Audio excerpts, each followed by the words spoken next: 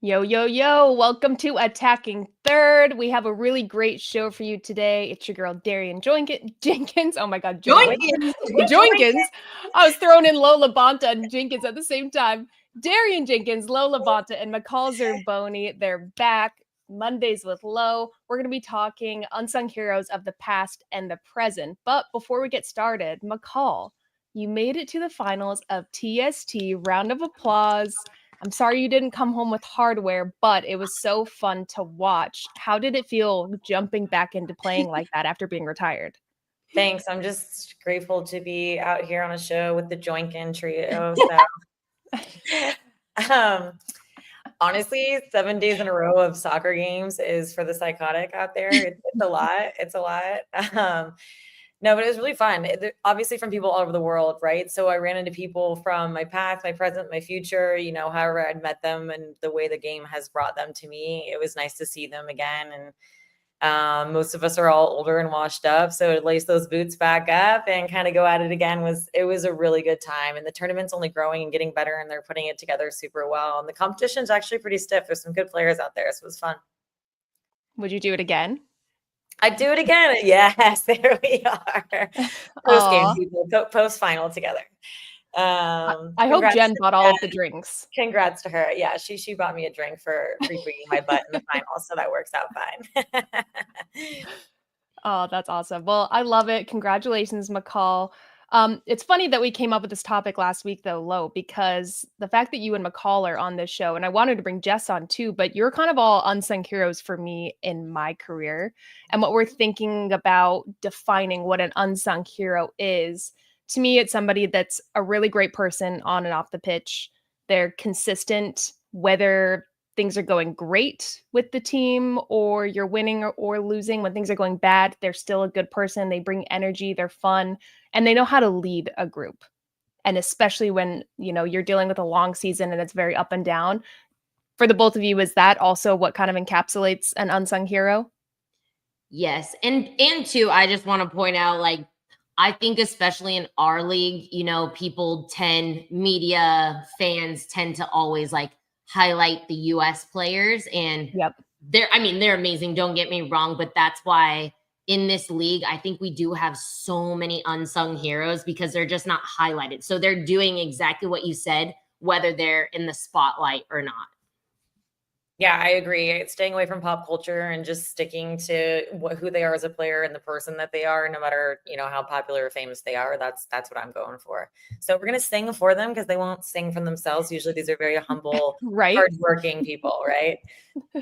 Right. We have to give them their flowers. But Lo, let's start with you, the current player. Who's somebody from your playing career in the last few years that's been an unsung hero for you, that's really left an impression of that? Yeah, on my team right now, or someone that's retired? Let's go retired first. Retired. All right. Well, she just recently retired.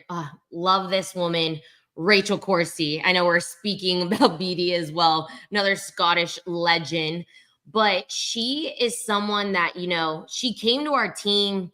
I think she was also very present in the league, national team wise too, but she might have just not been offered a new contract at Seattle.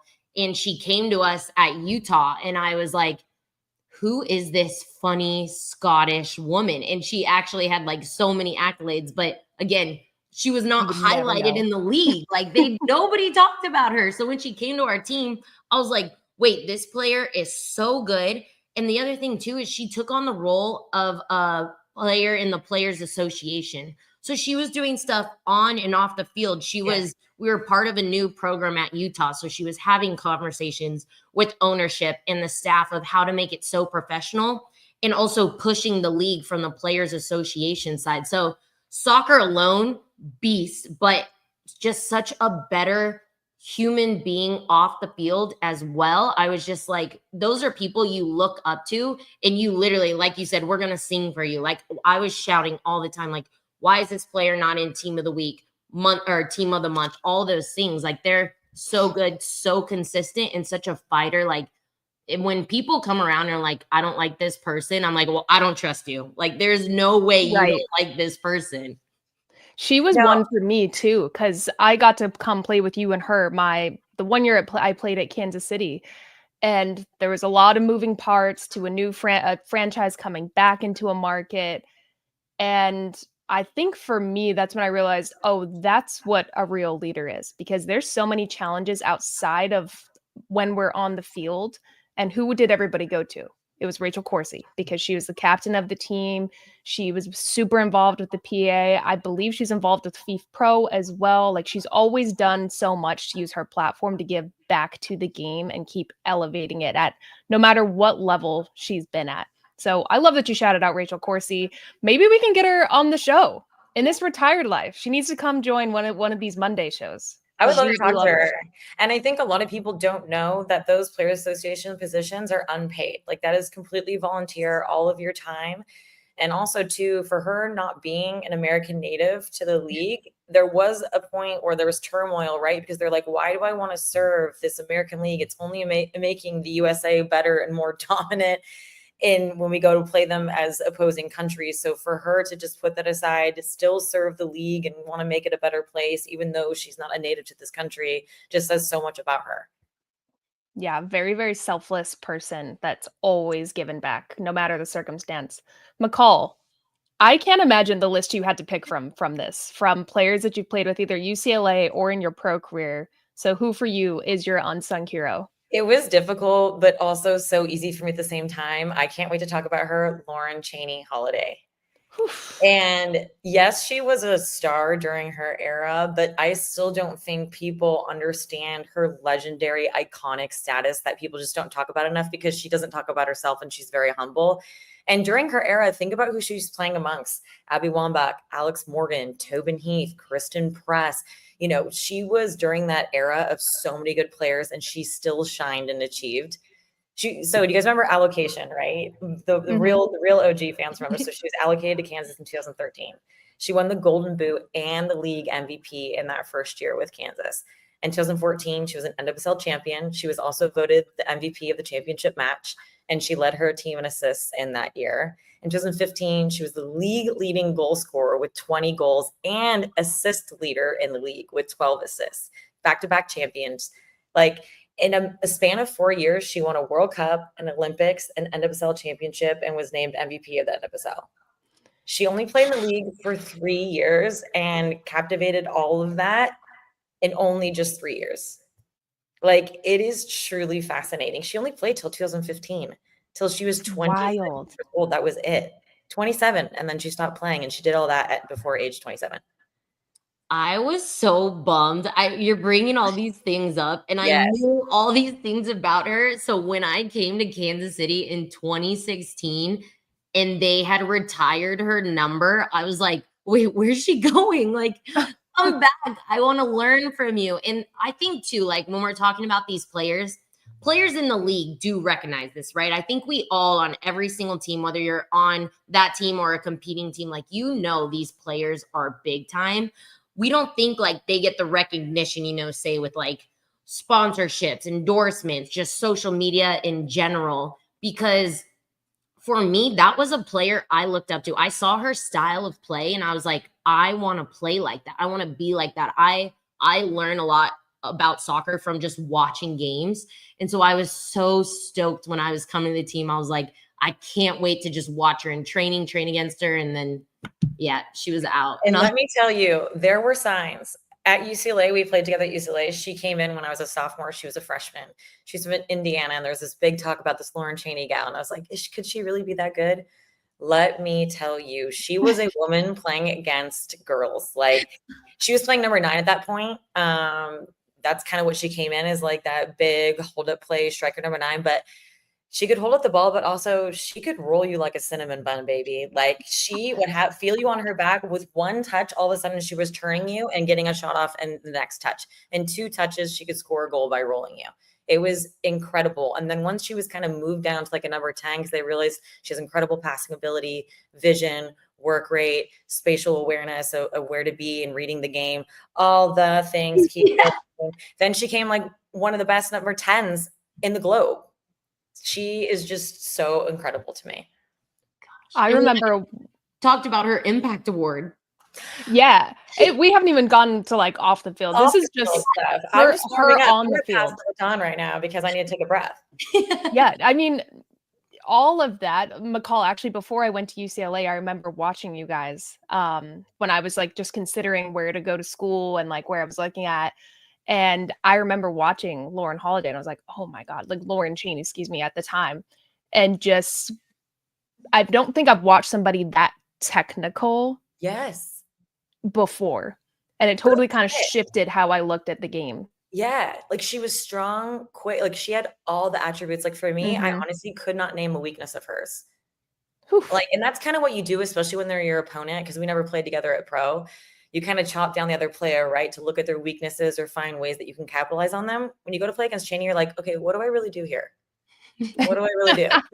Just body, try to body. I tried that. It didn't work. She knocked me right on my ass.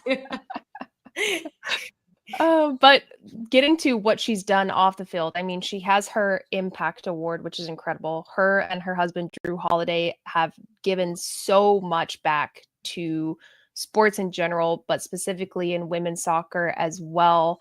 They're ambassadors for, I believe it's North Carolina, right?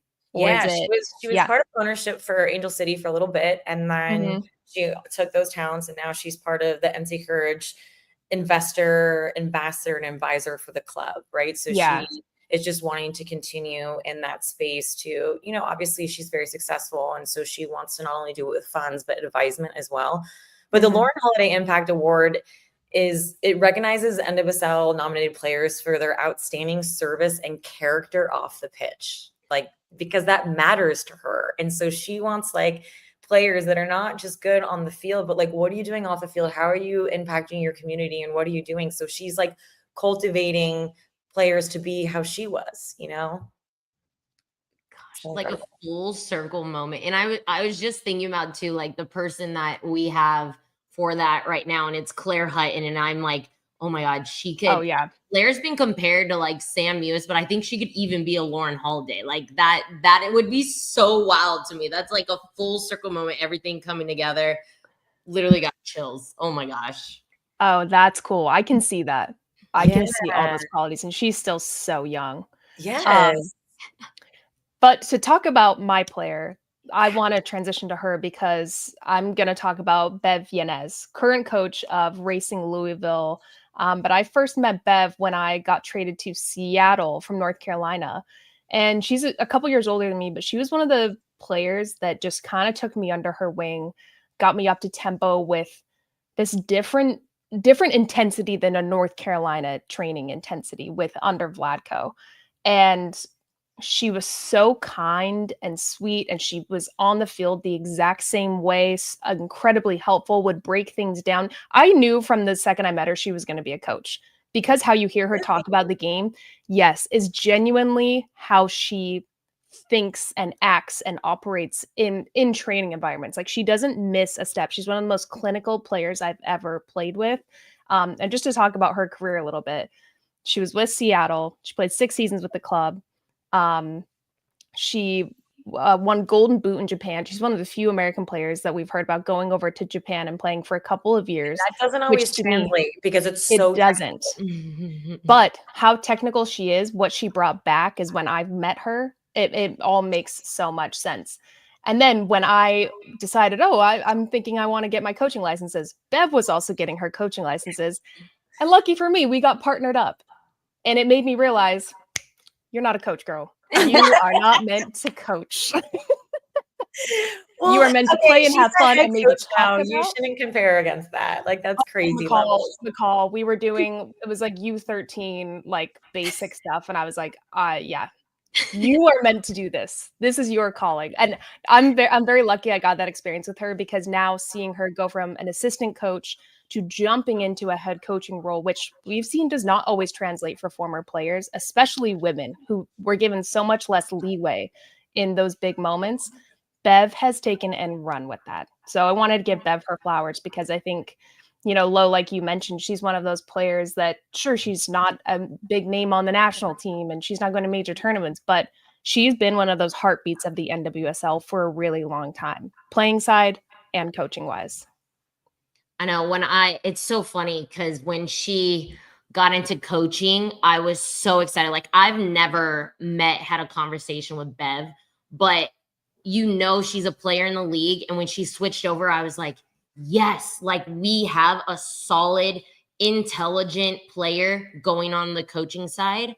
And I was so excited to see what she would do. But it's funny because when she became the head coach of Louisville and Kansas City kind of have like a rivalry. When you play those Midwest teams, you play them like 10 times a year. So there's that little rivalry. And then she became the head coach. And I was like, damn. I was like, one, they're probably going to get better. But two, like when we play against her, I can't root for her because I'm like, I'm sorry, we got to take down your team. Like best for you in your other endeavors, but not tonight. No, and all with multiple kids too. She's a mom and and at this. I don't know how they do this tango. No, it's so incredible to see women thriving, doing all of this. It's so time consuming. This is why I didn't want to be a coach, because they do everything that a player does and more. They get there 4 hours before and stay 4 hours after too. Like the time commitment is so gnarly. So the fact that she's able to find this much success while, having kids, it's really incredible to see her shining and thriving.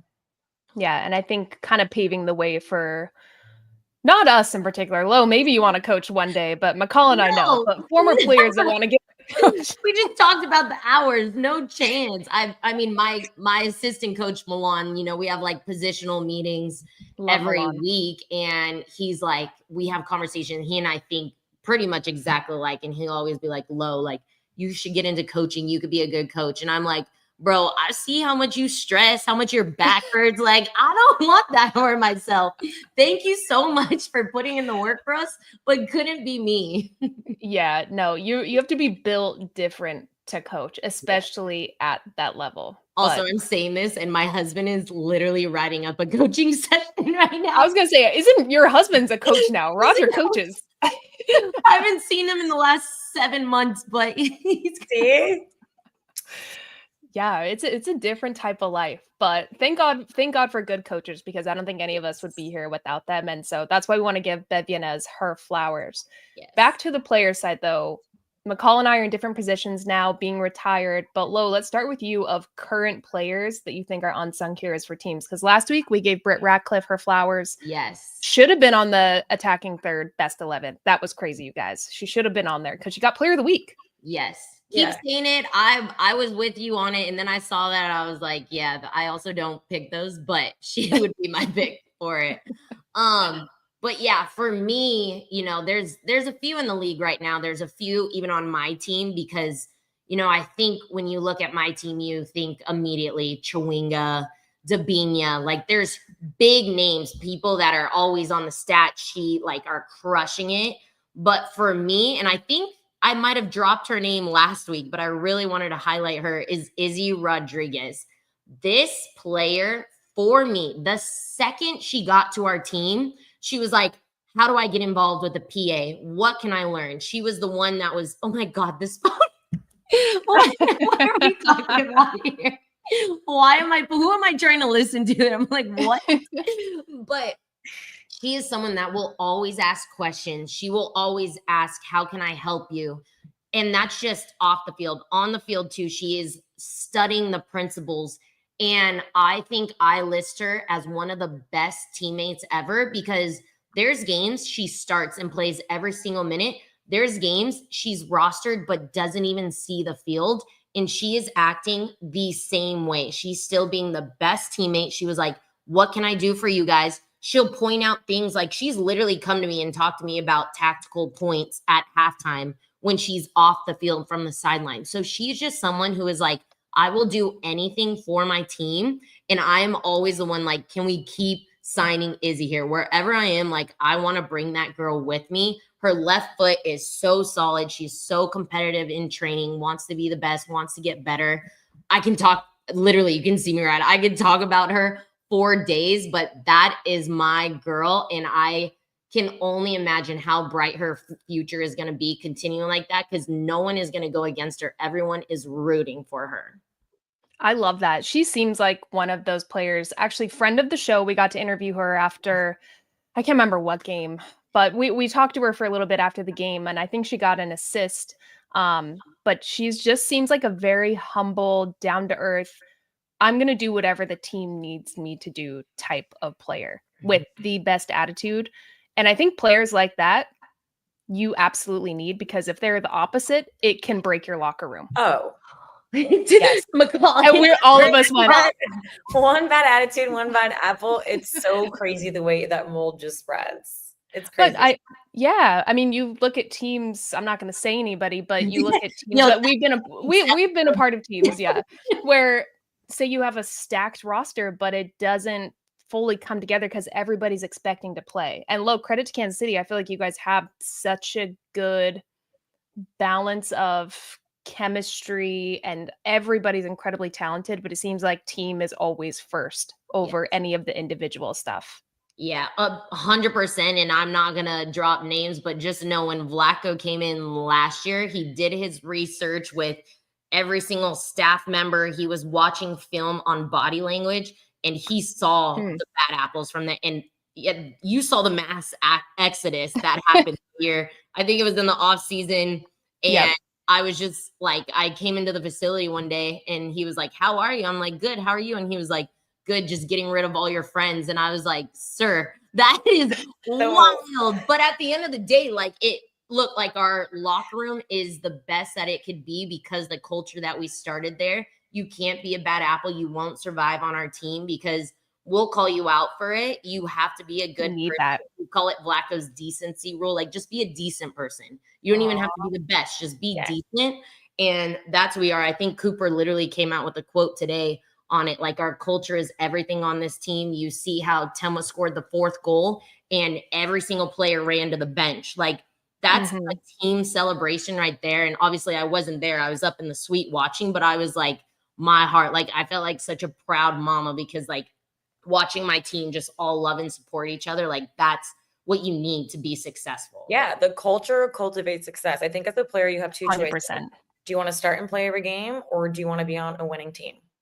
Yep. And it's very hard to find an environment where you have both. And usually the unsung players are the ones that are in that position that need to decide that. Whereas the stars are always kind of starting and playing on a successful team. But when you're that kind of in between unsung player, you have to have that good attitude and that decision. I'd way rather like be in the NWSL championship game than start and play every game all season long, So it's just that mentality, like service and team first.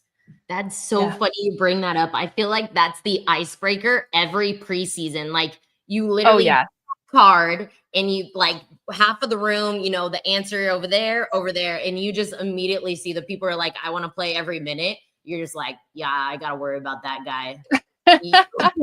Season's too long. It is rare. Season's way too long, girl. Make it past June, sweetie. You're coming from college. It's going to be a warm up. Month 3 is going to be tired. But speaking of a couple more players I want to name, one is Brianna Pinto. I think she is so effing good, and she does not always start. She does not always start, but talk about right now. But when she comes in, she does her most. Boom. She's gonna score. Someone needs to pull up the stat of her where it's like, if she starts, I don't think she necessarily scores, but when she subs on, she immediately scores. And I don't know if I know this because it's happened to us so many times. It's always her. And I'm like, bro, can we like tell her something? Like, why are we letting her get in and around our box? It's going to be a goal. But she kind of reminds me of the way that she plays is like Crystal Dunn a little bit, where she has such a low center of gravity. She's tight on the ball. She's really, really tough defensively, that when she's in the 18 or around it, she's just going to somehow get next to the ball, and she has a great finish. But to me, she's one of those players along with Mandy Freeman. Haley McCutcheon was one for me who I got to play with my last year at Orlando, but does not get the accolades for how much work that girl puts in, whether it's defensively as outside back, in the midfield. She has to move up to the 10 position, always putting the team before her. I'm prepared to do a whole show on Mandy Freeman. So we'll get there. Yes. Okay, good. Queen. We love it. Queen. I feel like this is just the start of how many unsung heroes we could probably name in the NWSL. I'm playing, so I don't think I can do this, but I want you two to do whatever the opposite of an unsung hero is, so a bad apple episode, because I feel like You want the drama. You're crazy. You love the drama. Bad apple shout outs. Yeah. You definitely made the year more entertaining. Did we suck? Yes. But did we laugh a little? Yeah. On that note, we're gonna workshop that. We're definitely gonna have to call it something else. Yeah. Producer Mark, we need t-shirts. Oh, Bad Apple Mondays. That's hilarious, Mark. But guys, this is such a fun show. Like I said at the beginning, you two are some of my unsung heroes as well from my playing career. Lo, not so much anymore, girl. You're sung. You're getting sang. You're out there now. You're singing. Yeah. You got girly. You're in there. He's over here. We're still going. No, I love it. It's so deserved. But everybody, that was our show. Don't forget, tomorrow, Attacking Third goes live again at 11 a.m., this time with Lisa Carlin, Christine Cupo, and J Mac is back from maternity leave with her little girl, Olivia. Go send her some love tomorrow at 11 a.m. here on YouTube. But from Lo, McCall, producer Mark, I'm Darian. This was Attacking Third.